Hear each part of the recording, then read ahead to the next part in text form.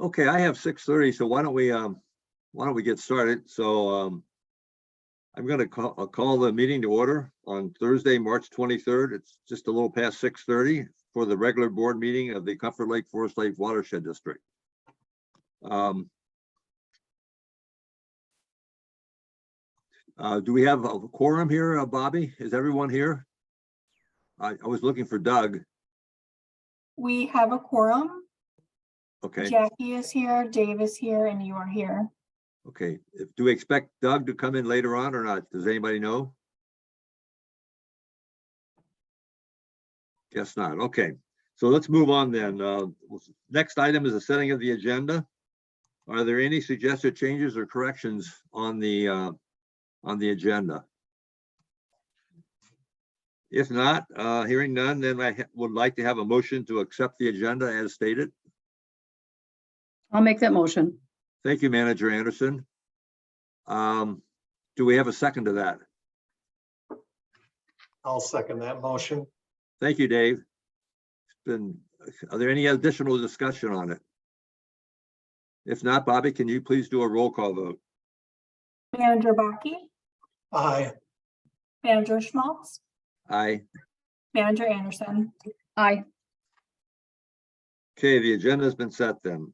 Moving on to the consent agenda, we have, I believe, 2 items this evening. I don't think item C was posted. Is that correct, Mike?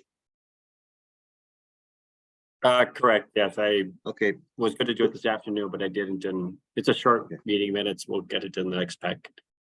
so we have 2 items, the board meeting minutes for January 26th of 2023 and the minutes for the board meeting for February 9th, 2023.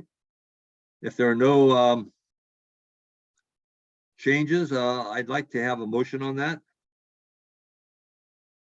I will make a motion to accept the consent agenda. Board Thank you, meeting Manager January Anderson. 26th and February 9th. Okay, thank you, Manager Anderson, and I'll make a second to that. Bobby, can you do a roll call vote? Manager Baki, Aye. Manager Schmaltz, Aye. Manager Anderson. Aye. Okay, motion carries. Thank you. The consent agenda is approved. Next item is public open forum, and I declare the public forum to be open. This gives the opportunity to any guest in the audience to speak to the board. Is there anyone in the audience that would like to speak to the board? Once again, I'll ask, is there anyone in the audience that would like to speak to the board? Okay, hearing none, then I'm going to declare the public open forum closed. Moving on then, item 5 is the Citizen Advisory Committee update. Mr. President, Dave Reed is here to give that update Okay, along good. with the appointment requests.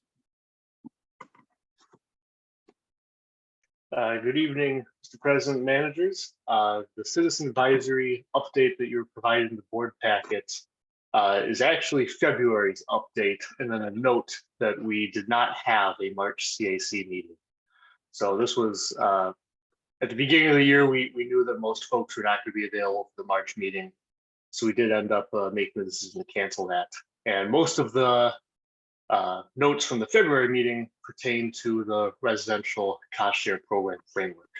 So those comments have been incorporated, and we kind of moved beyond the discussion point for that, but certainly review at your leisure, and I can answer any questions about those as well. And then we also have an appointment today. So Mike Mirren submitted an application for the Citizen Advisory Committee. Those of you who know him know he's engaged in, he works at the high school. He's engaged in his community in a number of ways. He's been sitting with us on the Citizen Advisory Committee for a number, I'd say about 6 months he's been participating. So he's certainly been an asset. And I do have one note, which is he is not a resident of the Watershed District. In looking at the statute regarding the CAC, the Board of Managers is able to appoint someone not from the Watershed District.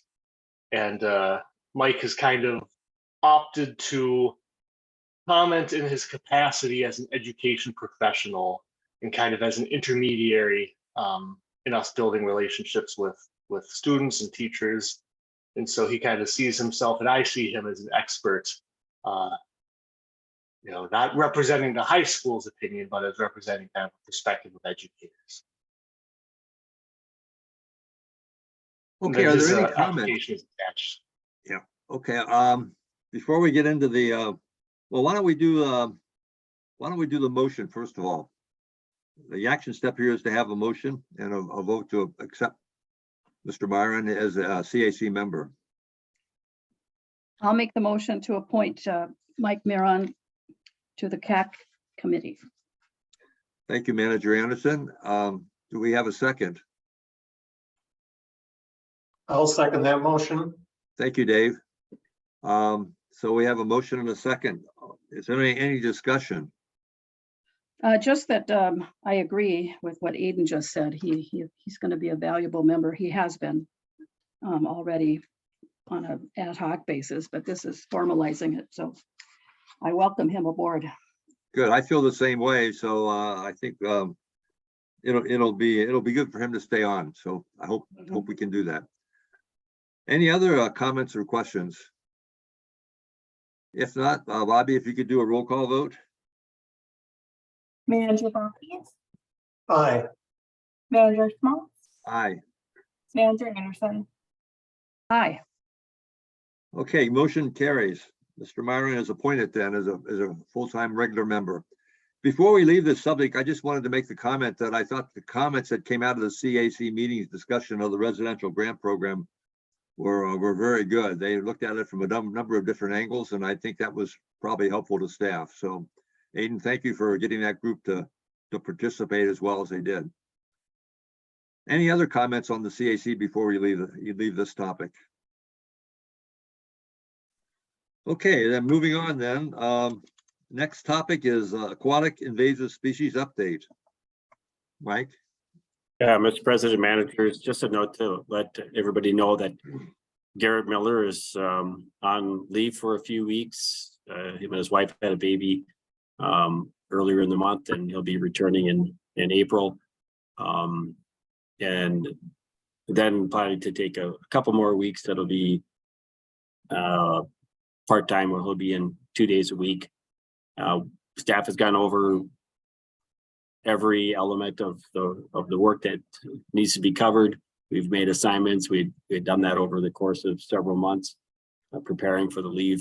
And so, but if there's any questions, and you should be able to get a response back that says he's on leave, but just know that staff are monitoring both his email and phone calls and addressing any questions. Mike, does that email go automatically roll over to somebody, or does somebody have to, as you mentioned, actually check it? No, it does. It is forwarded. So somebody, I believe Jessica is getting all the emails, Okay, and then forwarding them on to staff as appropriate. okay, thanks for the update. Are there any questions? Okay, hearing none then, let's move on to new business. The first topic is the Forest Lake alum treatment scope of work. Mr. President, managers, we do have EOR staff here. If there's any particular questions, we're going to go over the scope, but this is just the next step in the, well, both large in its impact, but also a very visible project that we have coming up later this year. And so we do have a presentation from Joe Pilardi just to kind of go over what the scope entails.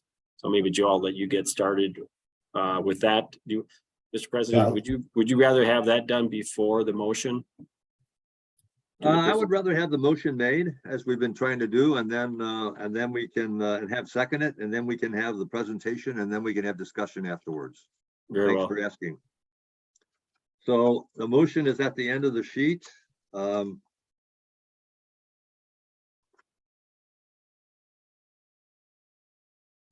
Wait, no, it's not at the end of the letter, isn't it? I've got it Yeah. right here. I'll make that motion then.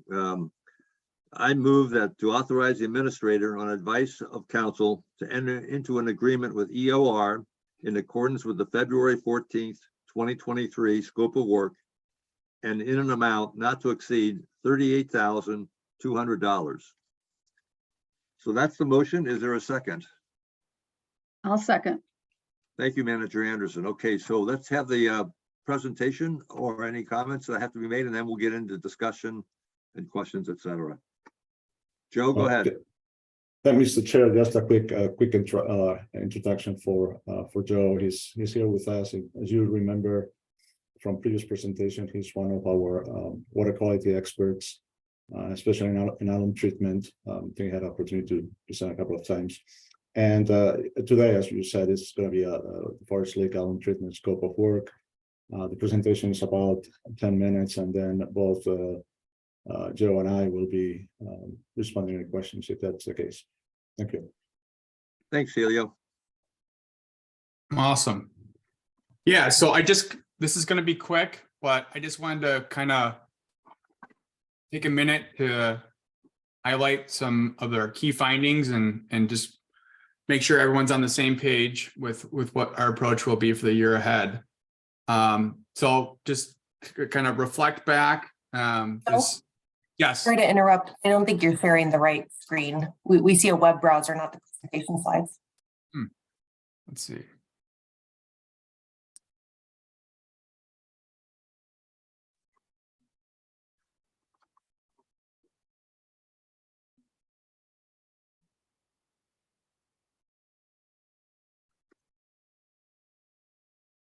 How about now?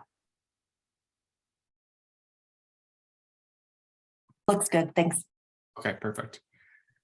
So last year, we went out and we collected those 9 sediment cores, including 5 from the middle basin, 2 from the west and 2 from the east, and compared that to some water quality data that had been previously collected, and basically determined that the alum treatment of the middle basin was what was needed to kind of move us to that final hurdle and getting Forest Lake, or really close to that 30 microgram per liter in lake goal. And the dosing that we determined for the lake was based on that sediment core analysis, but it was also validated by Dr. John Hulls and Dr. Bill James. And basically all the data suggested that we wanted to target the depths of just the middle basin that were greater than 15 feet. And that's an approximately 110 acre area. And the key finding, the latest science with regards to alum treatments is they want you to split the total dosage that you're recommending into at least 2 applications. And I'll show a slide here in a couple seconds that speaks to why we want to do that. But at a high level, and just backing up, I just kind of wanted to hit on some key dates for 2023. And again, remember that 2023 is just the first application. We're going to revisit this in 2024 with additional water quality sampling. Most of that is already being done on Forest Lake. We're not recommending anything additional be done, but we want to make sure that this 2023 proposed treatment is achieving the desired results. So this slide just speaks to our immediate deadlines for 2023, and it begins with solicitation of the bids.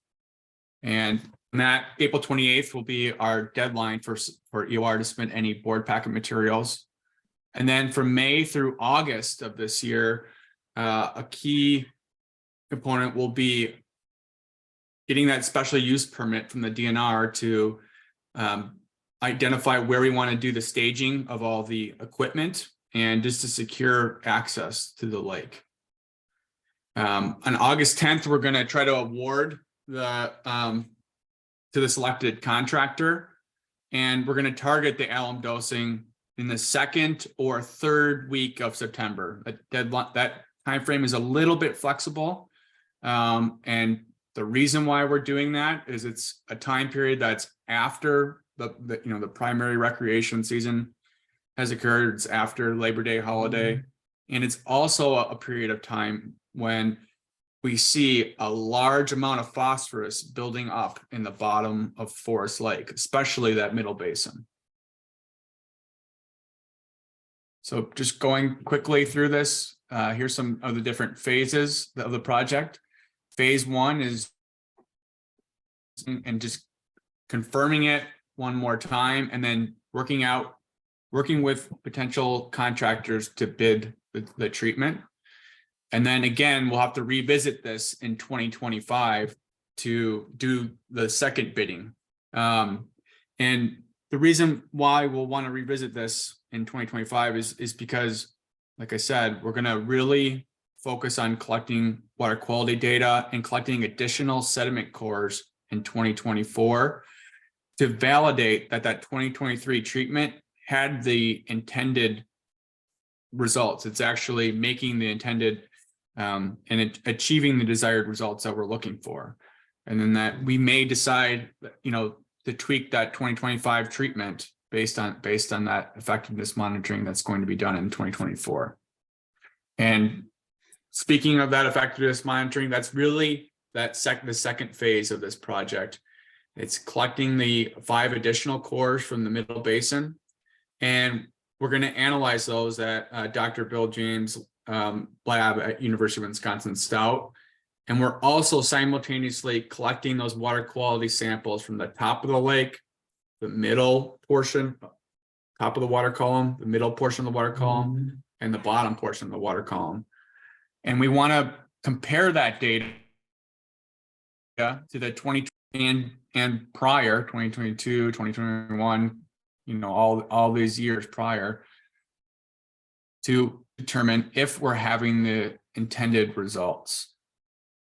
And really, it's a commitment to this idea of project effectiveness monitoring and adaptive management. And this figure in the bottom left-hand corner here is something that I took from a lake in western Wisconsin called East Balsam Lake. And I think it's very, very important because it shows that the alum treatment in this particular lake actually, there's scientific data to show that it's actually, the alum particles are actually binding to the phosphorus. And so what you'll see in the top left, the top graph is releasable phosphorus concentration at 5 different sediment cores. And what you could see at station 1, 2, 3, and 5, the releasable phosphorus concentration went down right after that, just their first dose. In this particular lake, they're splitting their total dose into 3 treatments. But the point is, the amount of releasable phosphorus in those sediment cores is going down. So it's having the intended results. And at the same time, the aluminum-bound phosphorus concentration is increasing.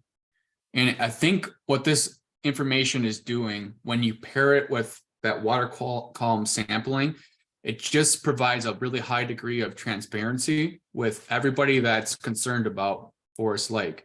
And it kind of validates that dosing for you. So this is phase 2. We just want to make sure that binding and that we dose the lake correctly. And then phase 3 of this project is just really focusing on civic engagement.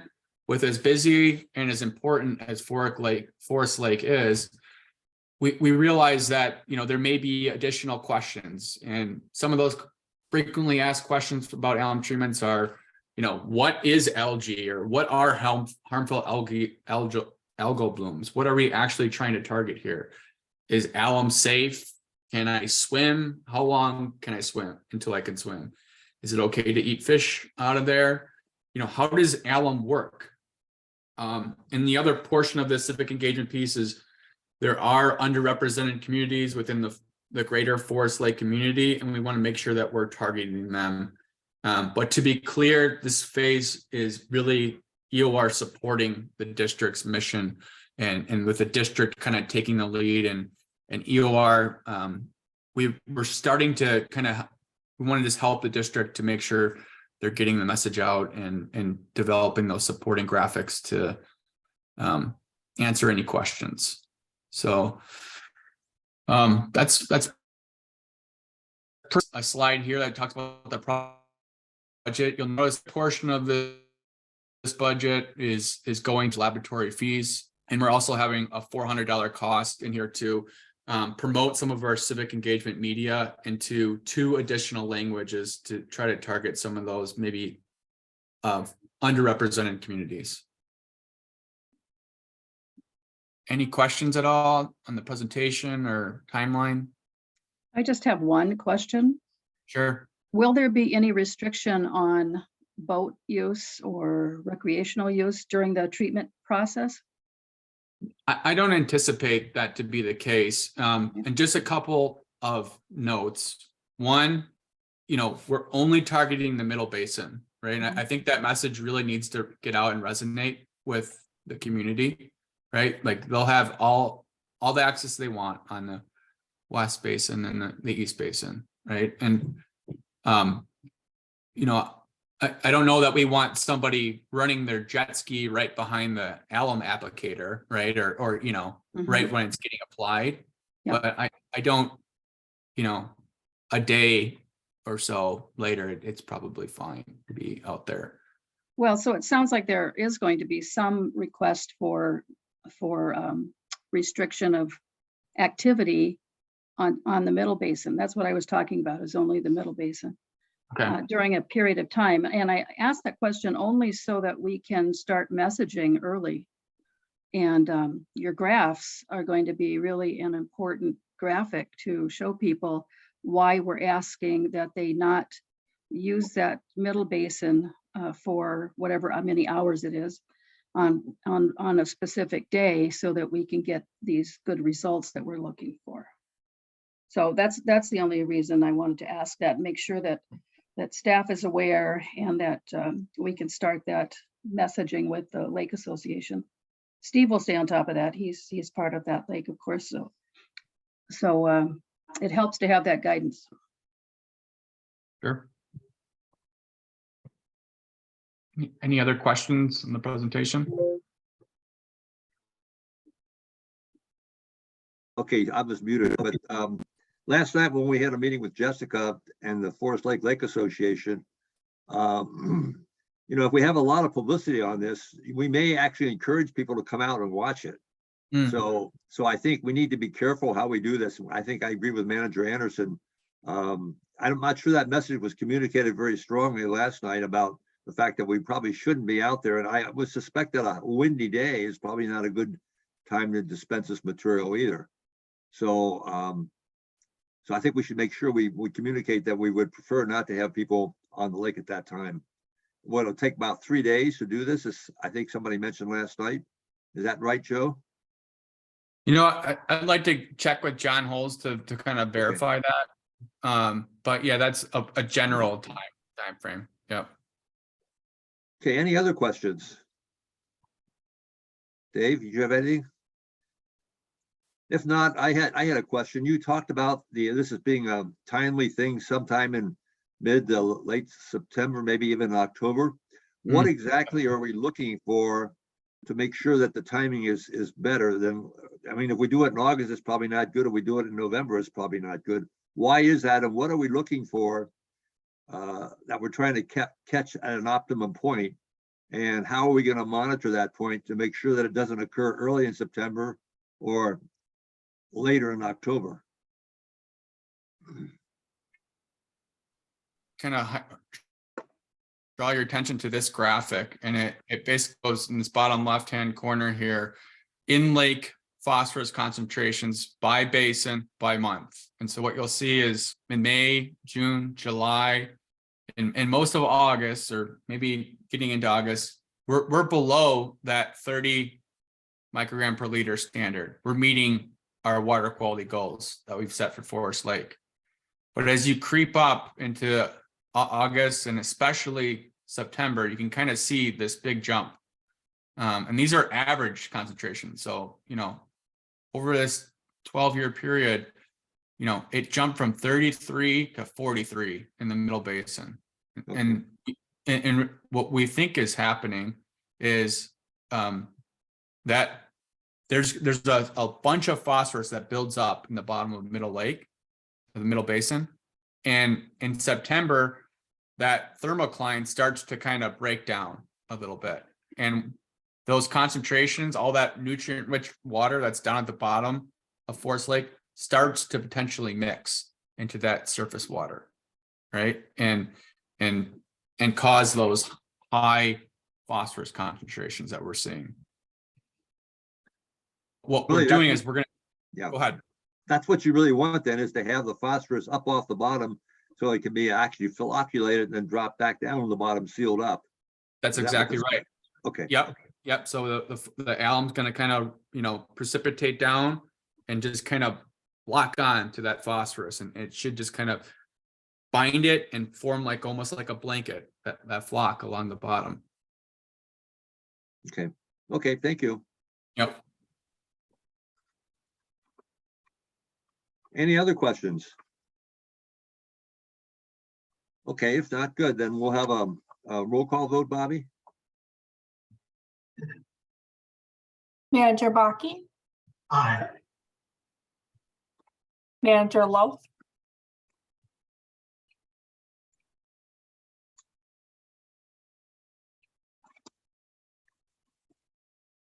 Manager Schmaltz, Aye. Manager Anderson. Aye. Okay, the motion passes then. Thank you. Awesome. Thanks for Have your we figured time. out what Chris's problem is, or in terms, I saw him, he's attending. Thank you, Joe. He had just entered the meeting, so he might still be getting set up. Okay. All right, next item is item B. The 22 year in review, the annual report and the progress report. Mr. President and managers, yes, I don't know if if Emily wants to step in and kind of go over these. So there'll be some adjustments to the schedule based on the monitoring report, but Emily can kind of touch on that as well. Thank you. Okay, thanks, Mike. Mr. President, managers, this is an annual recurring thing that we have. And typically, the past few years, we've had 3 sort of levels of reporting that we generate. The highest level is that year in review summary, a 1-page infographic that Jessica prepares. It's kind of the headline and really easy to access and read. The next level of detail is the annual report. The annual report is a requirement of statute for the watershed districts, and we must submit it to the state by April 30th. And so that's really the big one that we're going to want an action on in the month of April to approve that, and the associated information in it, which includes information from the annual audit and our water monitoring data, which are 2 other separate reports that factor into it. For the past few years, we've been generating a progress report, and it has grown over the years. It is our highest level of detail. The annual report gives some level of detail of kind of explanation of the various activities that the district has done over the year. It also checks some boxes of specific things that statute prescribes. And the progress report, so the statute reference with respect to the progress report is that at least every 2 years, a watershed district should evaluate progress toward goals and decide if it needs to make any changes to its watershed management plan. And so as part of that evaluation toward our goals, we've been preparing the progress report, and it's been kind of a continual process of improvement since we started in 2016. And the report has grown over the years, getting just feedback. And as we updated our watershed management plan, we have this new slate of goals, and we have a lot of goals. We have about 60 different goals in our watershed management plan. And so the 2021 report did move over to that new format and has all those new goals, and it was almost 300 pages long. we're thinking we have a proposal for this year, maybe alternating every other year instead of producing a 300-page report every year. Every other year, maybe we cut it back and we do something of a progress summary on the off years and just do some of the stuff that we think is really the stuff we want to highlight. And I'm planning to give a presentation in April of some of those things with grants and our projects and progress toward those water quality goals. And I've been looking through the data this week, and it is really exciting to see that data coming in, and I'm looking forward to presenting on it. But in the meantime, we want to, the board can provide feedback on what you think of, what you would like to see. But we would propose scaling back to the progress summary this year, and then next year we would do the more full-scale progress report, and we would align that timing with our State of the Watershed event, which we do every other year now. And so on those even years, we would do the State of the Watershed event, and that would be kind of a good platform for us to talk about progress toward goals and really highlight that progress report. And I think that producing a more scaled back report in the odd years here, it will just give readers more time to digest and take it in and not feel overwhelmed by so much content. So that's what we're proposing this year. Thank you. Okay, thank you, Emily. Are there any questions or comments? A comment.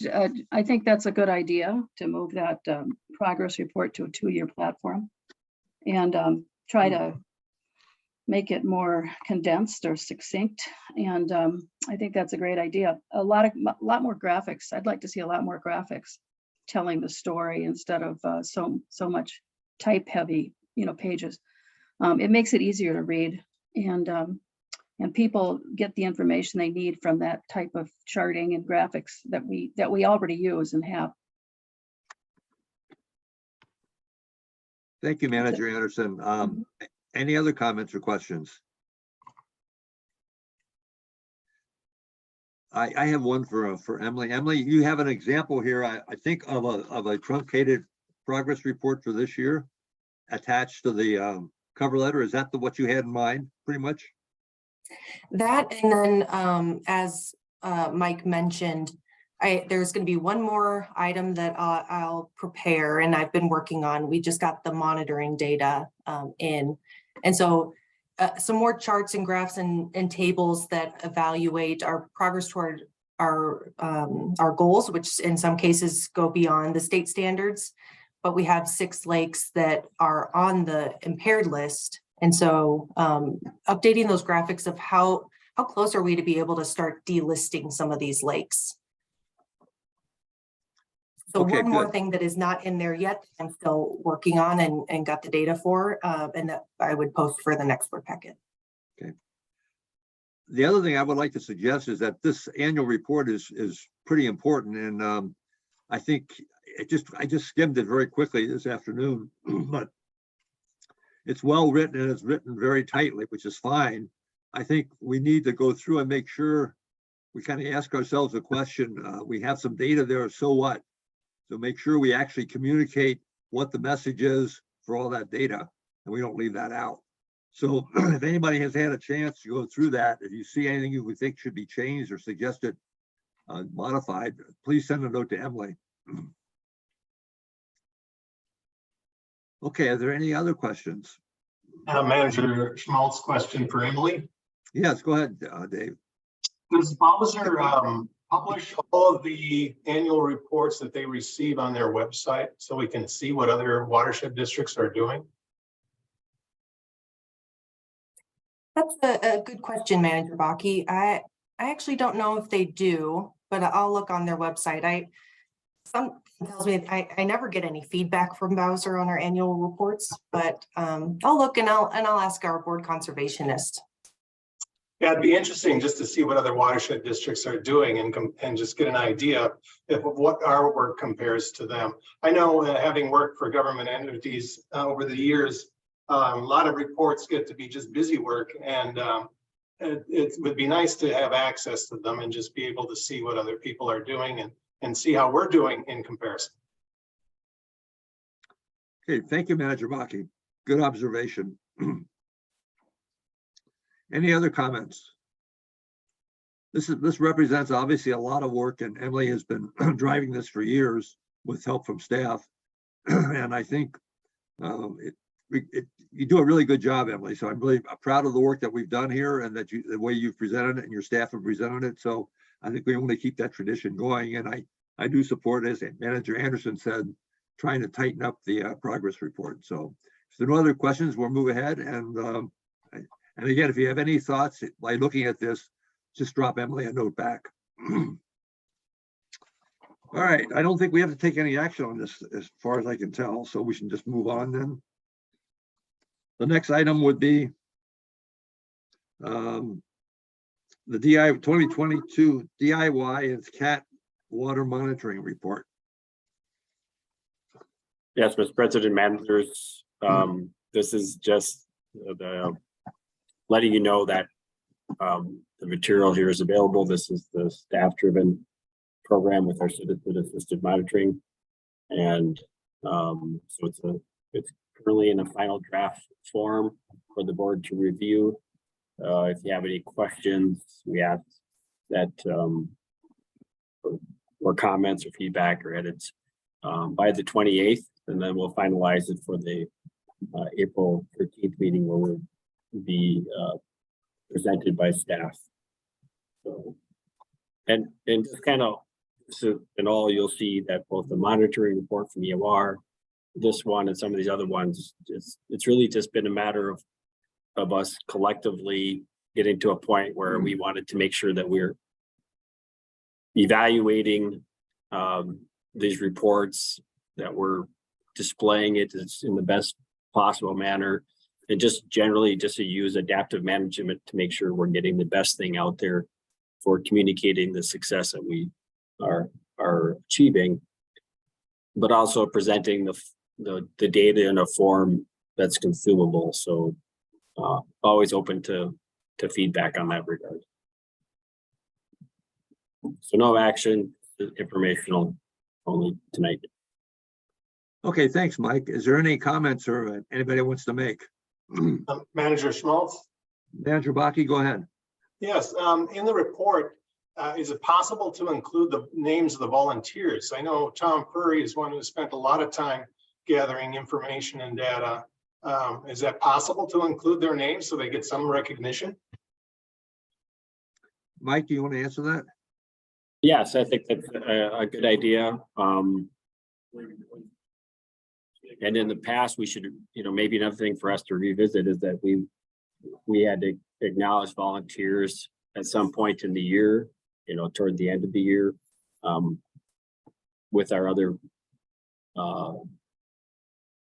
state of the watershed things. We acknowledge people that through that this past year, but this next year, since we won't be doing that, we should keep in mind acknowledging, and that was, kind of the end of the year with some sort of gift or and a card or something from the board and staff. So that's a good point, Manager Baki. We'll get that included, and then we'll make sure that we keep that on the radar for the end of the year to acknowledge their work as well. Okay, thank you. I had just one question. After reviewing the report, I feel kind of bad for all the work that's gone into this because we haven't had a lot of activity rain-wise to make it workable. So hopefully this year we'll have enough samples and so forth to get a better statistical look at what we're doing. But I did have one question. Most of the concentrations that we saw were like from 0.2 to maybe 1.4 micrograms per liter. And maybe this is for EOR, I don't know. What level does that have to be to actually have an impact and be of concern to us? In other words, what are the danger signals we're looking at? Those all seem to be in the same range. And I think when you compare it to Forest Lake at 40 milligrams, it's, it doesn't even affect it at all. It's much lower than what the water is today. So that's why I was kind of curious about how we would address that question. So, well, we could go into more detail at the presentation, but it's really a matter of that. It's not always so much the concentration, but the total load, right? So how much volume there is. And so then that will dictate. So it needs to be considered within the framework of how much volume is coming through. And as you noted, we had a drier year, but at the same time, some of the locations that we're out sampling are locations that were not part of our larger diagnostic work, for their smaller channels to begin with. So that also kind of works against us in that regard. However, if the conditions are right, we can potentially gather some very important information to look at more closely through our regular monitoring program. So that's the general focus of this effort. But so without the context of the volume and things, it may not be as informational with those numbers just as they are. Yeah. So Mr. Chair, just supplement that information, and anything, obviously, load is the issue. But in terms of something, and anything that is above 0.8 milligrams per liter, it's considered a hot spot. So if we find those type of places, we definitely need to take a look at, more detail, even if it is just one sample. That's good to know, because it might be useful to put that in the report. So when people look at that, they know, what the thresholds are that we should be concerned about. So that's just another suggestion, I think, because that's really important to know, I think, as you're reading the report. So, okay, good. Thank you. And I want to thank everybody that's volunteering to do this work. Hopefully we'll have a banner year and everybody will be very busy getting samples. So thanks, Mike. Next topic, and this is an action item, old business, A, residential cost share program framework. And again, what I would like to do is get a motion on the floor, second it, and then we can get into the presentation and discussion and questions. So the motion is at the end of the letter. So I think it's on page 5. If somebody could read that.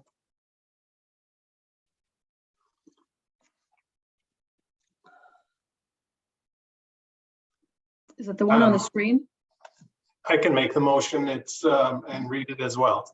Okay. I make the motion to approve the Comfort Lake Forest Lake Watershed District Residential Cost Share Program Policy as revised, and directs the administrator to distribute this information to the lake associations and begin implementation. Okay, thank you, Manager Anderson. Now we need a second. Manager Baki. We need a second. I'll make the second on this one then. So we have a motion and a second. Let's open it up for presentation. And then we can have questions and discussion.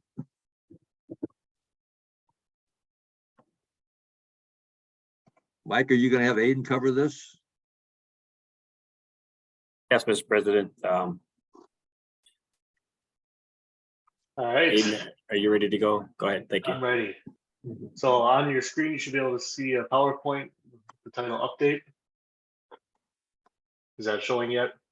Yes, it is. All right, perfect. So this is the same presentation we saw on the 9th, but I've added updates following the comments that we received from the Board of Managers. And so just kind of a little bit of, insight on what we did with these. I don't know, hold most of this time for questions if needed, but basically we received comments from you folks. And then we took a look at these comments and found they generally fell into one of 3 categories. And so that memo responds to those comments in order. The first series of comments were just general comments, minor revisions and suggestions. I believe those were all either incorporated, easily, or a note was made in the memo that they will be incorporated in future materials. And then section B was specific program questions and comments. And then section C was the broader, deeper questions or comments on the central program structure and how we'd be implementing. So section A, like I said, those were very easy to incorporate. Mostly those focused on issues of clarity and presentability to the public. So we incorporated all of those, I think. And then where they weren't incorporated, I noted in the memo that we'll certainly be including those either as appendices or in outreach materials as appropriate. And I also want to kind of reiterate that This is going to be kind of the guiding document for staff. We do want to be able to have these documents available to the public, just as, this is kind of the rule book for our pilot program here. And so it'll certainly be available to the public, but it's primarily going to be being used by staff. But a number of the comments revolved around eliminating jargon where possible, making sure we have definitions available for folks. So section A, pretty easy to incorporate. Section B was a little bit deeper. These were a little more specific questions. As we went through, we wanted to really respond to each specific question. And then I also kind of wanted to emphasize that we hope to treat 2023 as a pilot year for these programs, and then get some data, get some experiences and some responses from residents using these programs, and then take that information and adapt our programs as suited. And in section C, these were the ones kind of questioning the broader structure and implementation of this proposal. And so out of this, I do, we had a couple comments about, why is this, in residential when it feels like it should be community and commercial. For this year, we just kind of want to have a broader applicant pool.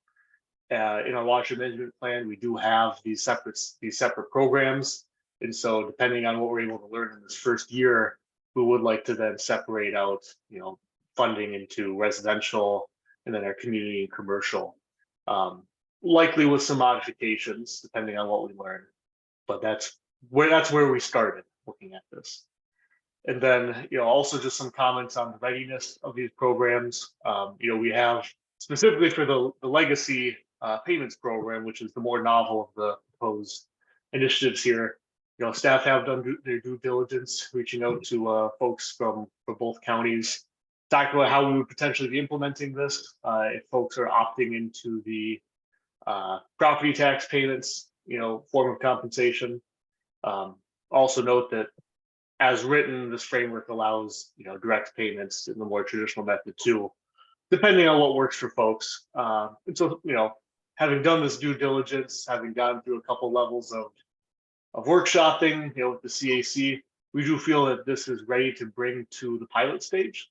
And, we think there's certainly changes and adjustments to be made in the future, but we would really like to bring this to that pilot stage so we can go about getting those, introducing the public to this. We have a limited budget of $50,000 this year, which is a great pot of money, but that's a good amount for a pilot. And so if we want to expand it, getting those responses and experiences with residents and participants is important for us. And so that's just a brief summary of those sections. Beyond that, I'm happy to reiterate anything we talked about at the last meeting or stand for questions as you'd like. I know all the managers pretty much sent in some ideas, which is good. So we had good input on this. If you still have some concerns or comments you'd like to make, please do so now. Manager Schmaltz. Yes, Manager Bakke, go ahead. If approved tonight, what is the plan for rolling this out? I think Administrator Kinney can probably comment to that at that point. Mike? Yes, we would just prepare the some materials for basically summarizing what we available for the for residents as a whole. And then I know the staff has been already working on materials for outreach. So we would just finalize those and get it posted and send out notices that people can start applying. Dave, I think one of the things we should mention here is that the word public has been used a number of times here. But we're talking about a fairly focused program here. We're talking, as I understand it, basically riparian landowners. So you've got maybe 950 residences on Forest Lake, and I don't know how many people live on Comfort Lake. Is it maybe 200? If that No, many? it's 105. 105, and how many on Moody and Bone? Another 50 maybe? 80. 80, On Bone okay, Lake. so don't want to shortchange you guys. But so now we're looking at probably under 1,100. So this is going to be, I don't think at this point in time, it's a pilot program. We know who our target audience is. I don't think we want to involve the other 8,500 people in Forest Lake on this point in time, because they're not involved. They can't participate really. And so I think we need to make sure our communications is focused on the lake associations and the other riparian owners who don't belong to the lake associations, which implies probably a very aggressive direct mail program. Certainly we can have some stuff in the newspaper, but I don't think our goal here is to reach all 8,000 residents of Forest Lake, but maybe I'm wrong on that. So that makes it a little bit more controllable, and I think allows us to learn from it. Well, the reason I asked the question is that I know the Bone Lake Association has a meeting on Tuesday. And I don't know if this is ready to roll out at that time, but that'd be a prime opportunity. And I know I've mentioned this before, there's some interest around the lake, as I'm sure there are on Forest Lake and other lakes as well. So if there's any way we can expedite this, I think that would be prudent. Good, glad to hear the excitement. Any other comments? Yeah, I believe Hayden is planning to attend that meeting, so he can answer questions, and we'll And I endeavor know to for get a fact that materials ready. Mike's going to be speaking at the Lake Association meeting for Forest Lake on May 17th, because that'll be our annual meeting. So we'll have a lot of people there. And our goal is to get a lot of people there because of this program and because of the alum treatment also. I have a couple of comments. Go ahead, Manager ready? Anderson. I know Yeah, you made a lot of good comments you sent in, so. well, I couldn't get them in the right format in time, but anyway, the May 7th, the comments that you were making, Manager Schmalz, about this being more a riparian program than a general public program, or residences, outside of that lake zone. I don't see that anywhere. So is that really the intention of this, or is it district-wide? But I think our goal will be for it to be district-wide, but initially, we know that I guess the target area for us would see that interface area between the shoreline, almost to the point that even for a lake lot resident, we're not so concerned about the front lawn, the area between the street and the house perhaps, as we are the area between the house and the lake. Right, which makes it a riparian or a lake shore more focused program. But that's not clear in this document. So if that's what the intention is, and I think it's a good one, and I agree with what you just said, Mike, but it's got to be very clear in this, so that people aren't reading through this expecting to participate and getting disappointed. So let's not create disappointment. Let's focus it then in the pilot to those riparian properties. And I would even suggest too that with $50,000, you divide it up so that every lake association, every person on a lake understands that the money is in this pilot is limited, and that can be broken down, by percentage of water, of course, pretty easily. Bone and Comfort are pretty much the same size. So they would get an equal amount, but Forest Lake would take the bulk of this pilot. So that, again, we have a number for presentation to the lake associations that this year, this pilot year, it's only the first X number, of properties that can be addressed. We also have, don't forget, Manager Anderson, that wetlands are involved in this. So if Yes. there's a lot of work that can be done with getting people to put buffers, and not only not dumping into the wetlands, but even better would be right to put a buffer there. Mhm. So I think those kinds of people, even though they're not on a lake, could still have an impact on wetlands, I believe, from what I read in the program. So My and we have a lot point of though, wetlands, as you yeah, know. my point though is that if we have a limited amount of money, which we do, this pilot year. We're trying to test it for different things. Let's start with just one sector. And, No, I agree. and then I agree grow with it, grow it after that, because then we have time this budget cycle this summer to put more money into this program. And then we break it out, you know, from the lake areas, then going into all of these others, wetlands, and so forth. I also feel pretty strongly that we should break these apart and have the 2 applications, one for residential, and residential is, you know, riparian or non-riparian properties, and then you have that other category, which is community organizations and nonprofits.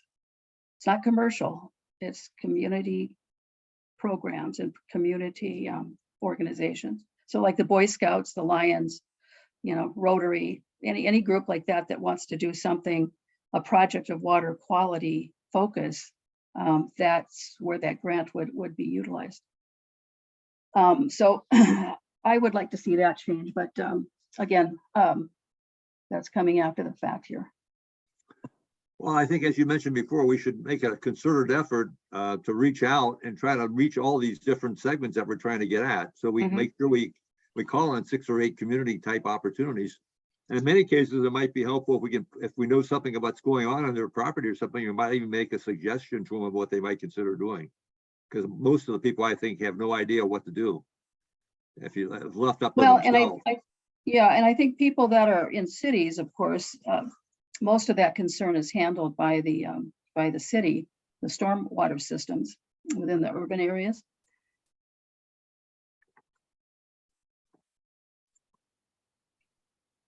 Okay, any other comments, questions?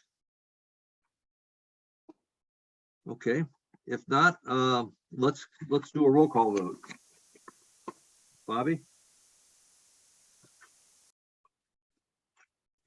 Can I make a clarification? Yes, First- go ahead, Manager Anderson, before we So vote. are we approving it as it is, or with some of the suggestions that came out tonight?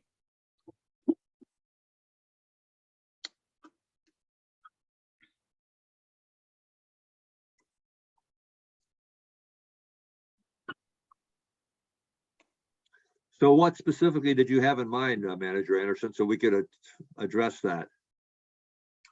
Well, I think separating out the focus, is this going to be a lake focused or riparian property focused, shoreline focused program to start with under the pilot?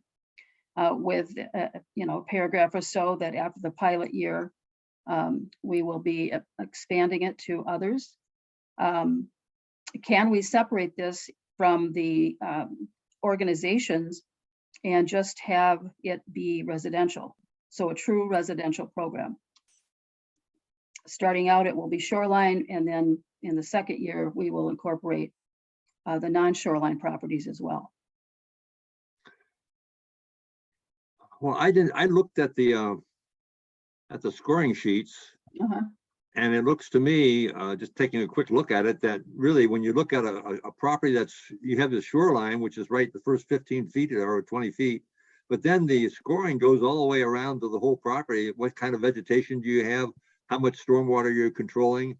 So therefore, if you had a rain garden up front, you get extra points for that.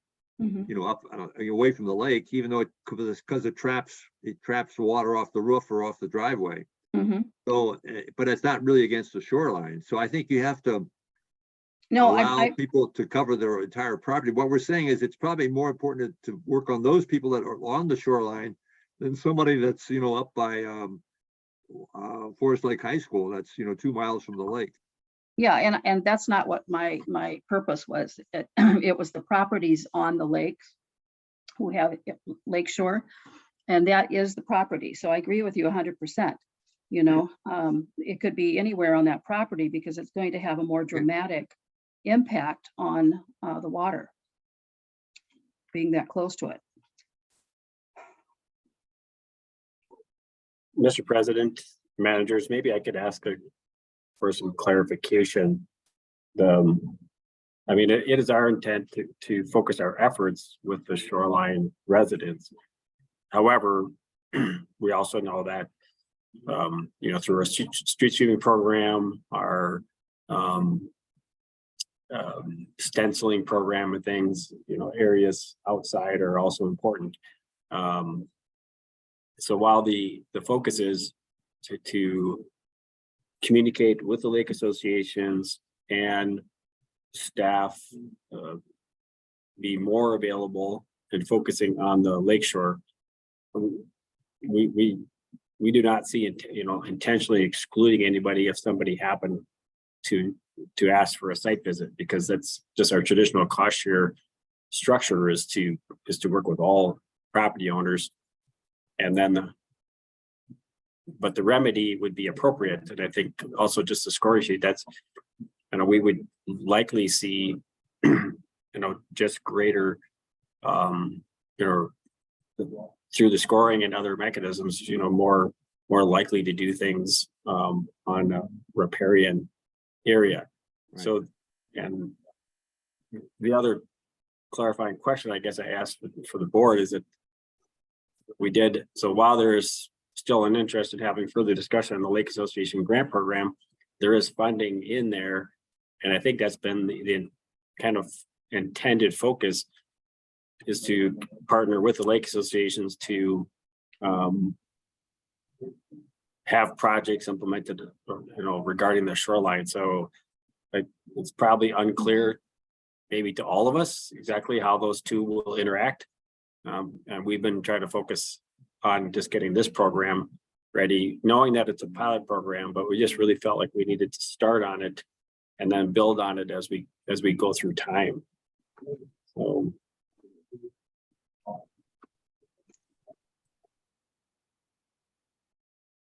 Manager Anderson, does that answer your question? Yeah, it's an answer. Yeah. Okay, okay. So, And Okay. Mr. Chair? is that Council Holtman? Yes, just, Okay, thank you. Go ahead. and just purely from a process point of view to respond to Manager Anderson's question, the motion on the floor is to approve the policy as it is. So if there were to be a variation from that, then that would be a motion to amend the motion that's in front of you. Mhm.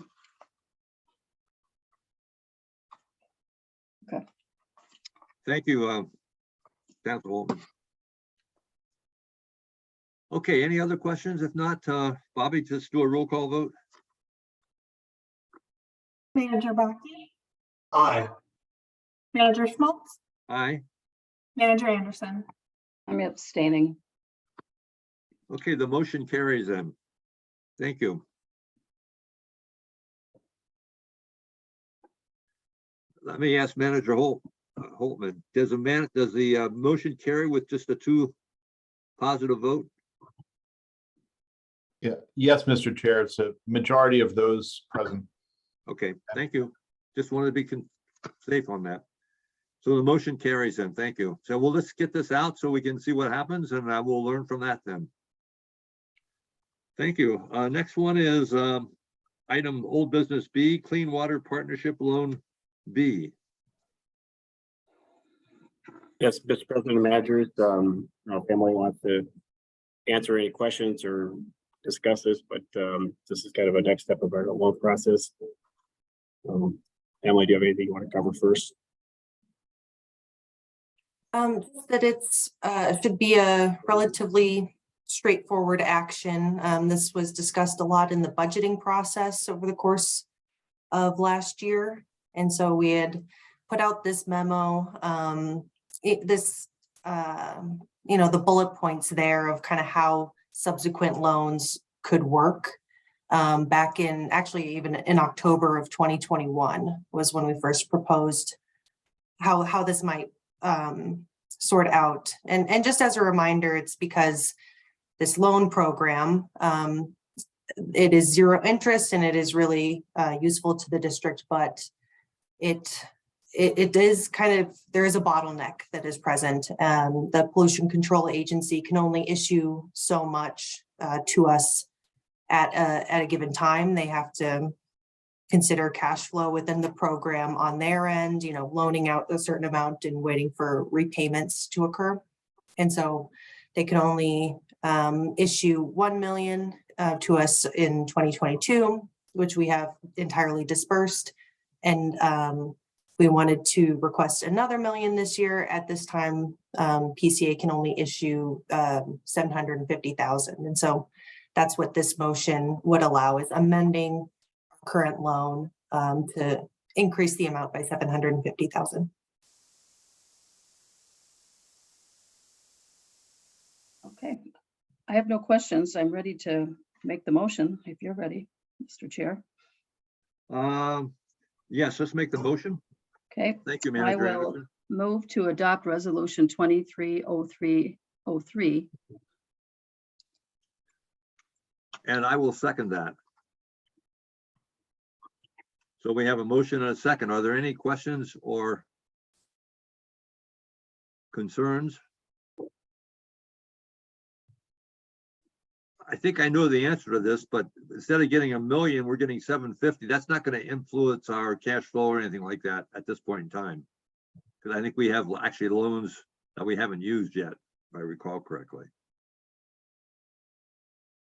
Manager Schmaltz, managers, it is less than we had anticipated getting. And so I'm going to be talking with Administrator Kinney and working with him and just looking at the numbers and making sure that we're still on course. We had budgeted for 1.6 million in loan dollars in 2022, but we were only able to get 1 million, that bottleneck that I was talking about. So I will be talking with Administrator Kinney and just make sure that we're still on track with respect to cash flow. Yeah, because I looked at the financial summary sheet for 21 versus 22 in the annual report, and our actually reserve fund was down to 600,000 at the end of 2022. So if we're short, you know, another 700, 800,000 from loan, we need to look at that for sure. Okay, good. I'm glad you're looking at it. Thank you. Any other questions or comments? Okay, Bobby, we do a roll call. Manager Baki, Aye. Manager Schmaltz, Aye. Manager Anderson. Aye. Okay, motion carries. Thank you. Okay, moving on then to report of staff, administrators report. Mr. President, managers, not much to report. I know Manager Baki had a question about the ISG work. We had several weeks ago already have asked them to be on the agenda for April 13th. So they'll come in and give a summary of the survey work and other efforts. So we'll have that for the next meeting. Other than that, yeah, just trying to continue to work with more coordination. I think we'll see some additional discussions with the board about both the framework and the manner in which we collect and distribute information, both from the liaison side and the staff side. So we look forward to discussing that at a future meeting. Okay, I think while we're on this subject, I was going to bring it up in the manager's comments, but I don't think I'll bring it up right now. I'm thinking that, you know, we have a new landlord and we do have, you know, a contract that's good for what, 2 years up. So, and then we have to decide what we're going to do. It might be well if maybe a couple board members get appointed to meet with the new landlord, find out what his plans are for rent increases in the future. And what the opportunity might be if we have to get another year extension or something like that, begin that conversation or dialogue with that person. Just so we get some kind of a relationship building with that person is what I'm thinking right now. We're almost through the half of this year already. So that's my thought. I'm just throwing out to the board right now.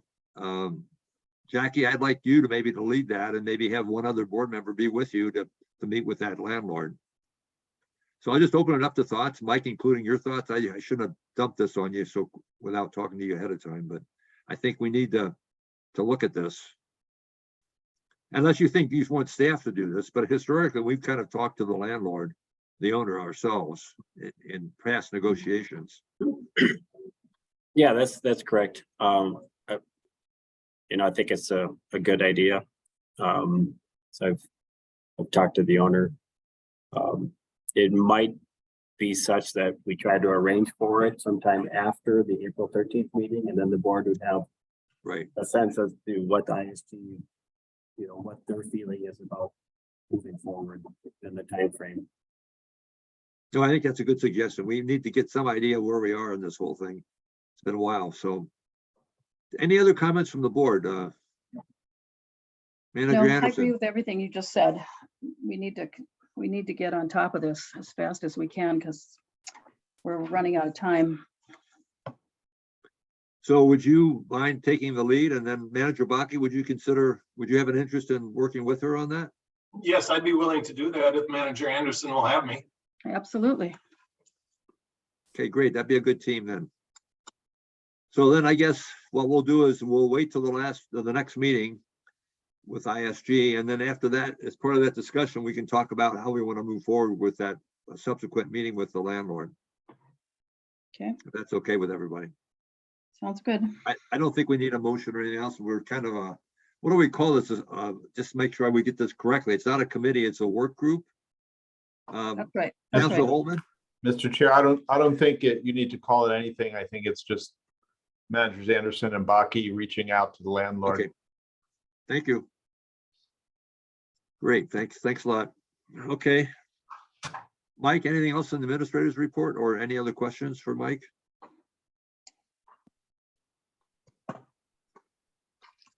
Okay, if not, then moving on to EOR.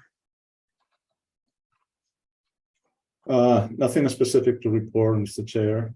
A lot of projects going on, as you know, and all of them going well. Right, you're right about that. It's nice to see those reports that come out, and like the annual report, we've got a long list of things that are in progress and things that have been completed. So it's pretty impressive. So thank you for that effort. Thank you. Smith Partners. Nothing to report, Mr. Chair. Okay, thank you, Council Holtman. Then we've got report of the treasurer, Manager Anderson. Yes, after the report, there's going to be a new item I want to discuss with the board briefly tonight. Okay, February stats, our revenue was 100,774.70 and 75 cents. Bills to pay are 696,000. And so I ask that be approved along with the acceptance of the report. And the total cash funds remaining in the bank is 1,483,791.44. So our cash position is good.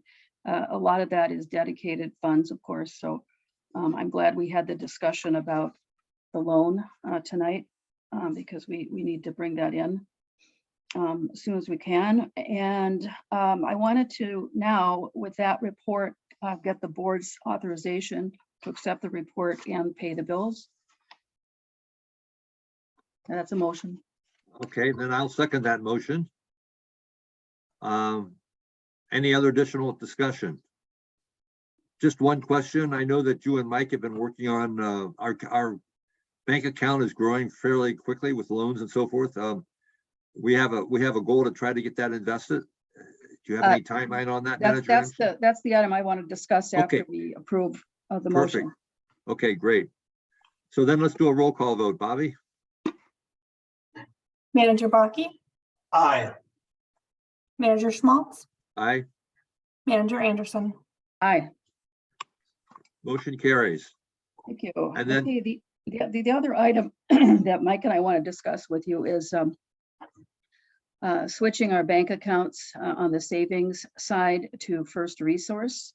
And the reason for that is they offer 4% interest on the account, where right now we're getting 0.05.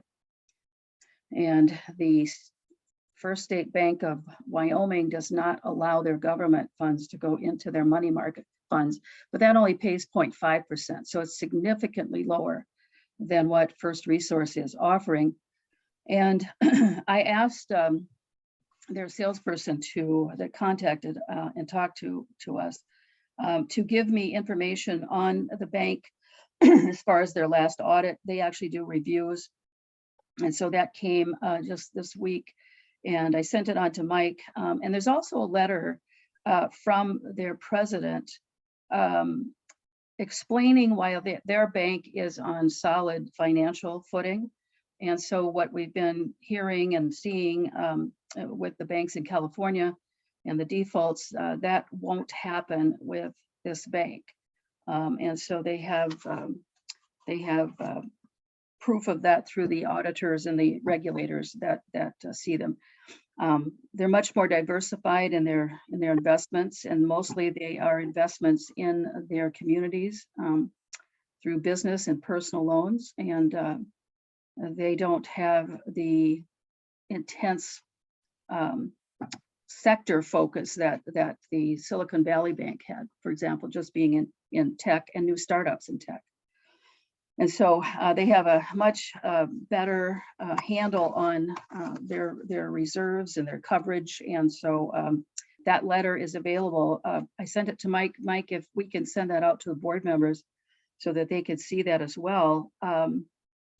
What we're asking is for the board's approval to have Mike and I move forward with this so that we can do the transfer, hopefully in the early days of April, and we can start getting that interest rate. It's unbelievable, honestly, when you look at it.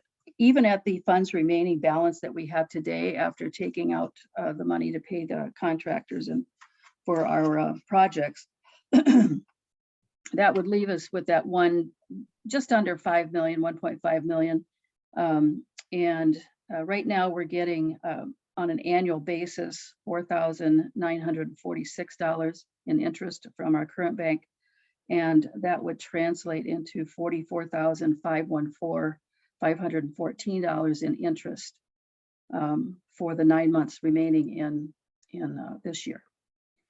And if we go back up to the $2 million level, which is what we traditionally have held in our savings account over time, fluctuates a little bit, but it's always been around that $2 million. We're looking at $80,000 in interest income.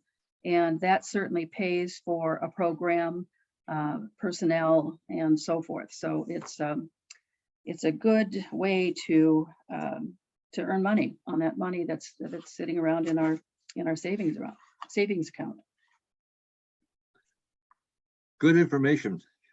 Any other questions or comments? Mr. Manager Chair, Schmaltz, Yes, is that Chris? it was, Dave Boggy, Oh, Dave, I'm sorry. Okay. that's right. Where is this bank located? It's the former Lakes Area Bank right here in Forest Lake. And we've had an account with them, well, I think since the beginning of the district. So, 20 years. And they were sold to First Resource Bank. And we think it's time. We always separated out the savings and the checking.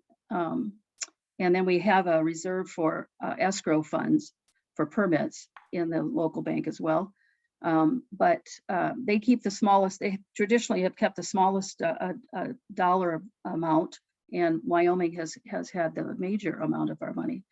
But this is just too good of an opportunity to pass up. And Mike, I want you to jump in here and say your piece, but Mike and I are in agreement. We just need the board's okay to move forward. The only comment I have, I think it's great to get a nice letter from the president of the bank, but, and I'm new at this as it relates to government money, but wouldn't we be advised to have our auditor or at least our accountant look at that letter and look at what the balance sheet and so forth looks like from the bank? Well, we do have that. The other document that I asked for was their audit for last year. They don't do audits, they do reviews. That's, the step down from an audit. But they have regulators, coming in and looking at their their documents on a regular basis. So the auditors would have caught anything that was off the rails. And it's a good report. Mike, do you want to jump in? Mr. President, managers, right, we've been talking about these for a while. You know, when interest rates were very low across the board, it wasn't nearly as much of an impact, but I just saw something the other day where there was roughly, with the top 4 largest banks in the United States, they estimated customers are losing out on some $50 billion of interest because they're not moving money to higher interest rates. Banking, which a lot of them tend to be online. So this one being local within the district, and that's already one that we have a relationship with. It just seems like the prudent thing to do from a fiduciary standpoint. I think the other thing too, the board might have forgotten about is that we collateralize our savings. And Chuck, you can talk to that so I don't use the wrong terms, but we have the bank sign a document that ensures the safety of our deposits. Yeah, I was concerned about that because the minimum is only 250,000. And so I don't know whether it's different with government money, but I wouldn't be comfortable with only coverage of 250 at that bank. No. So I would like to see better coverage because that's something we don't want to ever get in the headline. No, of course not. And that was our concern as well. But Chuck, could you jump in and talk about that letter of credit and the collateral that we have against our current savings? Yes, Mr. Chair, Manager Anderson. Public agencies under state law are not put in the same position as depositors at Silicon Valley Bank. The state law requires that where we hold our funds, the amount above the FDIC threshold is protected by third-party collateral, which requires the bank to provide for us a guarantee of a reliable third party to cover the amount, or actually 110% of the amount that we have at the bank in the event that the bank does default. And we just went through that process with First Resource Bank with respect to the funds that we did move over there. And we do have a letter of credit in place as collateral from the Federal Home Loan Bank in Des Moines, Iowa. So obviously we want to work with a bank that's in good financial condition, and it's good to review their review and be satisfied with it. But then we also have the extra protection of the collateral under state law.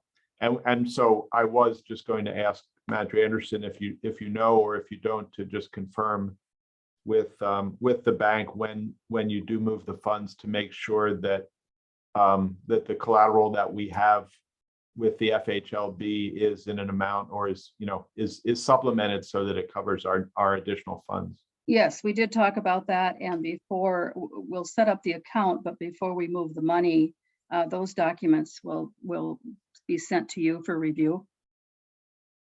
Yeah. So I think we Okay. covered all those background safety net issues, and I would like to have the board's approval for Mike and I to proceed. Do we have a motion on this, or I can't remember? I just made that motion. Yeah, and I second it. So we just need to do a roll call vote then? Yep. Okay, Bobby, would you please do a roll call vote? Manager Baki, Aye. Manager Schmaltz, Aye. Manager Anderson. Aye. Okay, motion carries. We're good to go. Thank you. Anything else, Manager Anderson? No? Okay. Report of officers and managers. Manager Baki, you want to go first? Sure, I have nothing to report. Thank you. Okay.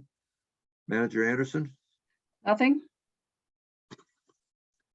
The only thing I want to mention is that I think that Manager Baki was asking about Administrator Kinney's SMART objectives and when we're going to get those repaired. We've been trying to get a meeting among the board managers and we've been having difficulty doing that. So we're going to try again. So hopefully we can be flexible enough. Otherwise, we may have to push this out a little bit further, but we're still trying to schedule that meeting where we meet with Mike and go through his comments and, you know, exchange ideas of how we want those to be worded. So that's where we are in that, Manager Baki. Thank you. Okay, you're welcome. That's all I have. So then I think we've got, what do we have to follow up? Mr. Chair, managers, just a couple of small items that I have in the discussion of the annual reports. Manager Anderson asked in a general way that the text in the progress report be kept concise. Manager Schmaltz asked that where data are presented, that the text should advise the reader about the implication of those data. Manager Baki asked that staff take a look at other districts' annual reports to get some ideas, see how they're approaching it. And then with respect to the DIY and CAT reports, Manager Baki asked that volunteers' names be included for recognition. And President Schmaltz asked that information be included in the reports about the meaning of the concentration data and the relevant thresholds. That's all that I have. I just have one correction to that. When I said to make the text concise, it was also coupled with making the information more graphic so that people could see the results in a graphic format.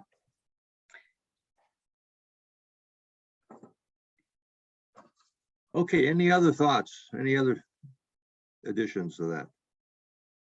Okay, if not, then if there's no other business, I'll entertain a motion to adjourn. So moved. I second. I'll second that. Thank you, Manager Baki. So then the roll call vote? Manager Aye. Baki, Aye. Manager Schmaltz, Aye. Manager Anderson. Aye. Before we leave, in terms of signing checks tomorrow, I've got to sign some stuff later on that might not be available until later on in the day. So you want to go first, Manager Anderson, then I'll sign second tomorrow? That's fine. Manager Baki, I think, is going to sign one check. Is that correct? Yes, I'll be stopping by in the morning too. Okay. So, Very good. Thank you. Could I just clarify, if Jackie comes first, we need 2 signatures before you take that transfer check to the bank? Oh, yeah, that's right. Can we have Manager Baki sign those critical ones that need to go with me to the bank and so forth? I'm glad you brought that up. I'd forgotten about that. Yeah, for sure. I think Dave plans to come in about 11:30. Is that correct? yes, What time? 11:30, 1:30? 11:30. 11:30. Okay, perfect. Thank you. So Emily, just call me when you want me to come in to sign those checks, when you get the contracts or whatever you're working on for the loan and that. I'll just give me an email and I'll come in and sign them then. To clarify that again, Steve, they're already currently available. Oh, they are? Yep. Okay. Then I could come, well, okay, I could come in that early too, whatever you want to do, so. We'll leave it the way it is then, and then I'll follow up Dave then. Well, you're coming before Dave though, right? If the checks are ready to sign, yes. Yeah. So why don't we'll just do our same routine. You come in at 8:30 or 9 and whatever, and I'll come in after that. Okay? Sounds good. Okay. right. I wasn't aware that Emily had those ready. Last time I talked to her, she said it was going to be later in the day, so I'm Okay, glad we got it done early. Thank you. good. All right. So I think we're finished. Thank you, everybody, for a good Happy meeting. spring. Yeah, Yeah. that's right.